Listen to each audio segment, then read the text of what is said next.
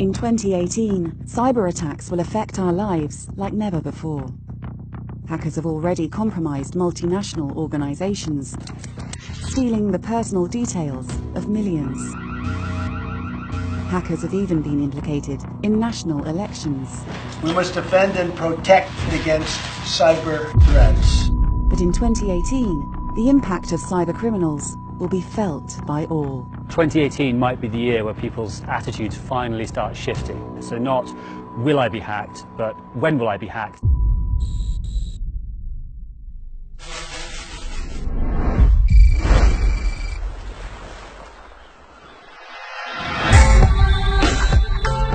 On the golden shores of Hawaii lives one of the most prolific hackers on the planet.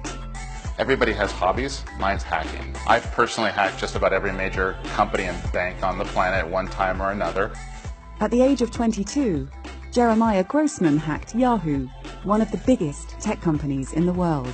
In response, they offered him a job, Yahoo's chief hacker. There's a vernacular in the industry. There's the white hat hackers and then there's black hat hackers. The way I like to describe it is kind of like Star Wars, where you have the Jedi and the Sith. The skills are the same, but one uses their powers for good and the other one's for evil. I'm more of the white hat variety. I use those skills to prevent other people from getting hacked. There's people all over the world attacking you, and you have to remain calm and steadfast at every point, because if you lose control, you will lose the battle. White hat hackers break into computer systems to find the weaknesses and make companies aware of them.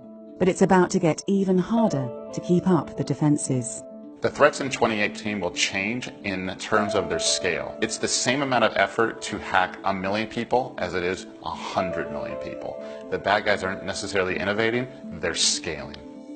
With an ever-increasing risk to corporate security, 2018 will see an unlikely savior in the fight against hackers: insurance companies. So next year, I think one big change will be lots more companies will start taking up cyber insurance. So like any other kind of insurance, if I have home insurance and I choose to live on a floodplain, it's going to cost me a lot of money. Insurance is not a sexy topic. The reason the hacks keep happening is not because we don't know how to defend them, that we don't have the right technology or know-how. There's not always the best motivation for them to fix the issues in a timely manner. People should care about cyber insurance because if they're expecting things to get better, if they want organizations to take this problem seriously, insurance has the best chance of being a lever for improvement. It has incentives. So when an insurance company tells their clients that you must secure the data like this, they will, or their premiums will spike. That's how it's going to affect the everyday person. But cyber insurance can only go so far when we are all becoming vulnerable to attack. More and more of our everyday lives are being hardwired to the internet, from the lock on our front door to our heating. Being connected may bring convenience, but it also makes our homes and our personal lives more vulnerable to hackers.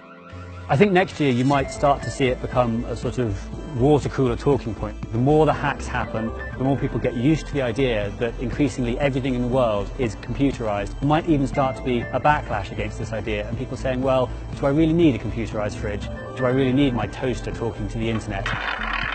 There was a casino in America recently which suffered a big data breach by hacking into an internet-connected fish tank and then jumping from there to more sensitive bits of the network.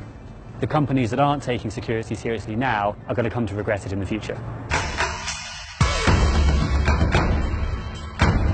The future for the cyber threat beyond 2018 is more than just privacy and monetary loss before somebody would break into your bank account or assume your identity and steal your money. National transport networks, railways, which are controlled by computers now, the signalling systems that people use on motorways and so on. A lot of this infrastructure is connected to the internet. Now with connected cars, connected energy grids, connected pacemakers, where everything in life is going to be connected to the internet, we suffer the very real risk of loss of life.